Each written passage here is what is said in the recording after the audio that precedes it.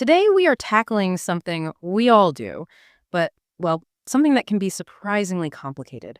We're talking about grocery shopping. It's so true. It's this weekly ritual for most people, Yeah. right? But you walk in, you're hit with just thousands of products, confusing signs, and you have to have these key conversations with strangers. Exactly. And that simple trip can turn into a real source of stress. It really can. You might know what you need, but actually finding it or knowing the right words to order meat at the counter or just getting through the checkout without an awkward moment, that's a whole other skill set. And, the sources we dove into really focused on that exact gap. Their whole promise is a step-by-step guide for the entire experience. Give you the vocabulary, the phrases, An actual script. the exact conversation scripts you need. So our mission today is to take you from, let's say, a nervous shopper to a confident pro. Okay, let's unpack this. And we're going to start, maybe surprisingly, before you even leave the house. Ah, A good trip, it turns out, is all about the prep work. that's absolutely right. Before you even think about your keys or your wallet, you need your grocery list. The grocery list, it seems so basic. But it's more than just a way to remember the eggs, isn't it? What did the sources say about the real power of the list? It's like a shield against impulse buys and just being totally overwhelmed. The sources were really clear on this. It's a money saver. If it's not on the list, you don't buy it, period. That focus keeps you from getting distracted by all the flashy displays. Exactly. And it keeps your budget on track. And there's another angle here for anyone practicing their language skills. The list is a fantastic, kind of low-stakes way to practice. Oh, totally. You just make a conscious choice to write orange juice instead of, the word in your own language. When you physically find it in the store and check it off, you're cementing that word in your mind. Okay, so list in hand, what's the second piece of prep work? The reusable bags, the strong cloth ones or the heavy-duty plastic totes. This has become so standard now, it's not just a suggestion anymore. Not at all. Bringing your own bags is, it's often a financial thing now. So many stores charge a small fee for their plastic bags. So bringing your own saves you a little money, sure, but it also just smooths out the whole end of the trip. You're just ready to pack and go. So list is checked, bags are in hand, we've done the prep, now we're walking into the store. Let's talk about navigation. Right. Your first choice, right inside the door, is your vessel. What are you going to use to carry everything? Are you doing a huge weekly shop or just grabbing a couple of things? Exactly. If it's a big shop, you want the big metal thing on wheels. That's the shopping cart in the US and Canada. Or the trolley, as you'd hear in the UK or Australia. Right. And if you're just popping in for, say, milk and bread, you just need the smaller handheld shopping basket. I've seen some carts, especially in Europe, where you need a coin to unlock them. Yeah, that's a common system. You might need a quarter or a pound coin. You just pop it in a slot on the handle to release the cart from the chain. And you get it back when you return the cart. You do. It's just a smart way to encourage people to bring the carts back to the right place. Okay, so we've got our cart. Now we have to understand the layout of the store itself. There's a structure to it. A very consistent structure. The store is broken down into big sections called departments. And then within those, you have the long rows of shelves, which are called aisles. Let's do a quick tour of the main departments.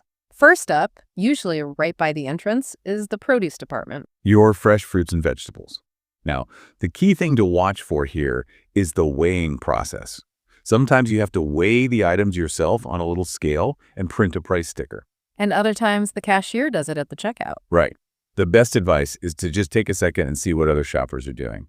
That'll tell you the store's system. Then you've got the service areas, the meat department or the butcher for things like beef and chicken, and the dairy section. Which is always the cold part of the store. That's for your milk, yogurt, cheese, butter.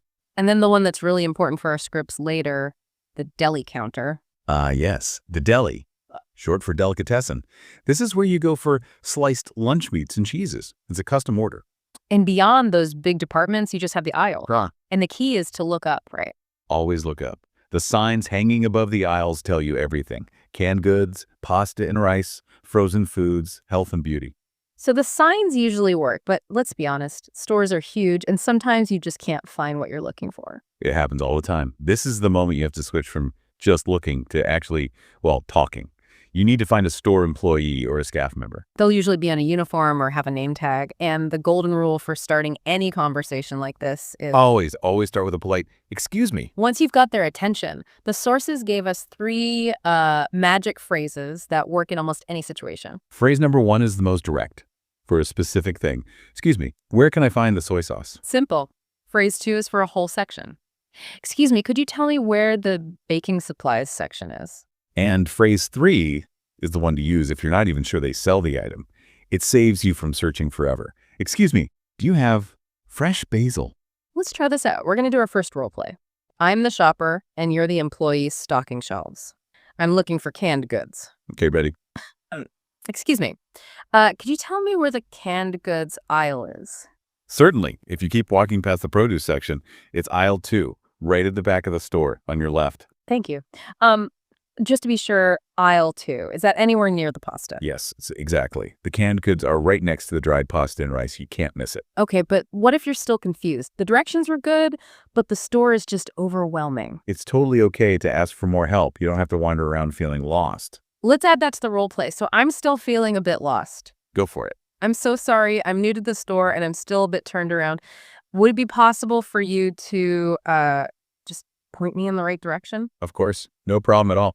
Follow me. It's just over here. See, that little polite follow-up makes all the difference. You get where you need to go without any stress. Okay, so we can find things now. But that brings us to the next challenge, and maybe the one that causes the most anxiety for people. Ordering at the special counters. We're talking about the deli. We are talking about the deli. Yeah. Because here, you're not just picking up a package. You have to start a conversation with specific terms. First, you have to figure out how to wait. How do you get in line? Right. Look for a little machine that gives out paper tickets with numbers on them. If you see one, you take a number and wait for it to be called. And if there's no machine? Then you just find the end of the line, the queue, and wait your turn. The clerk will usually call out, "Who's next?" And when it's your turn, they'll say something like, "What can I get for you?" Or maybe just "next." And your answer needs to follow a really clear formula. Quantity plus item. So in the US, you'll probably order in pounds.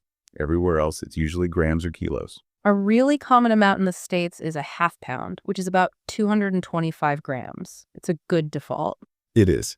Okay, let's do the full deli role play. Let's say we need half a pound of turkey and some cheddar cheese. You be the shopper this time. All right, here I go. Hello there. Afternoon. What can I get for you today? Hi, can I please get half a pound of turkey breast? You got it. And how would you like that sliced? We can do thin, medium, or thick. Medium would be great, please. Okay, medium it is. All right, that's your half pound of turkey. Anything else for you? Yes, actually. I'd also like 200 grams of cheddar cheese. Sure thing. And do you want that sliced thin as well? Yes, thin would be perfect for that. Thank you. Okay, here is your 200 grams of cheddar, sliced thin.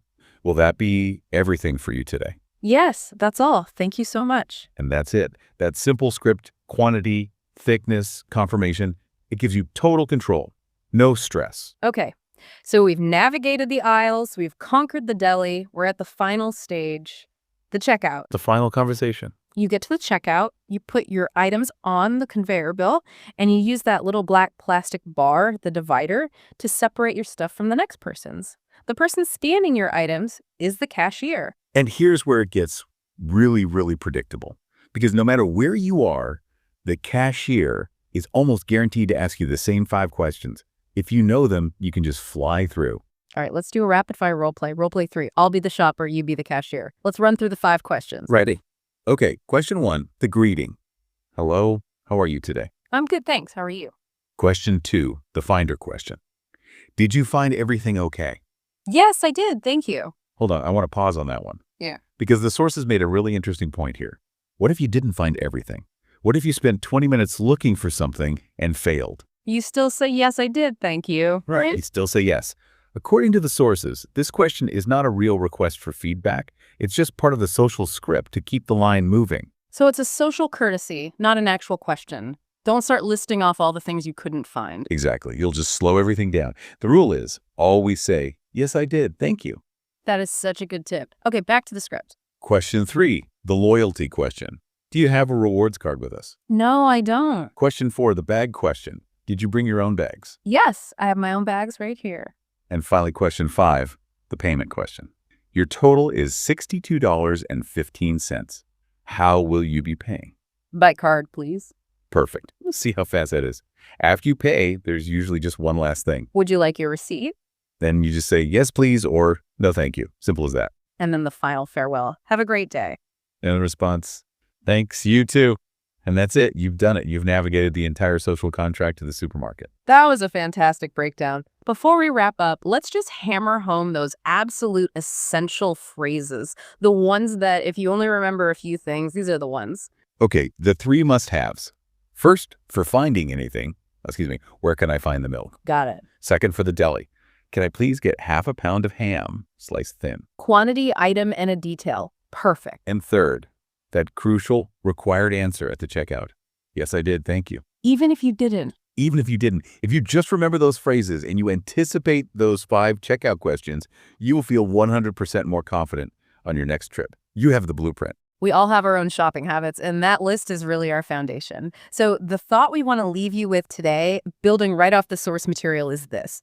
What is the one food item that you always have on your grocery list? No matter what else you're buying, what's the one thing that has to go in your cart every single time? Something to think about for your next trip.